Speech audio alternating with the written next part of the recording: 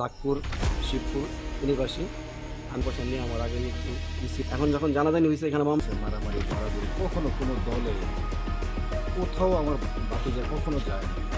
কঠোর থেকে কঠোরতম শাস্তি কামড়ে দিচ্ছে। কারণ আমাদের এলাকায় দীর্ঘদিন ছোট থেকে মানুষ করছে, ভালো ছেলে ছিল।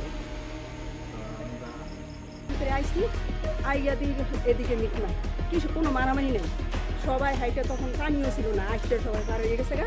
আমার ছেলের মোবাইলটা পর্যন্ত পকেটে আসি ভালো।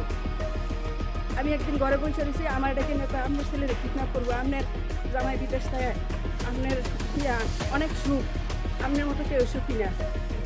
এটা আপনার মতো লেগে গেছে, আমার বুধ নাই, মামুরা সবাই উঠছে, আমার একটা ফোনও দিছে না।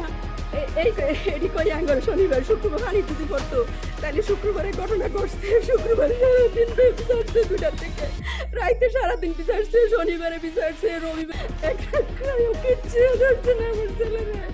তারা পরিকল্পিতভাবে আগে এই প্ল্যান কইরা এই মিটিং না কইরা আমার ছেলের একটা করছে।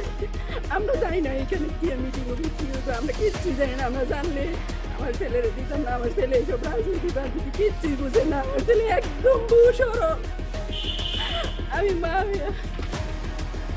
আমি বিচার চাই, আমি কোনো বিচার চাই। আমি সারা জামিনে বাড়িছে, কিভাবে জামিনে বাড়িল আমি কোনো বুঝতে পারি।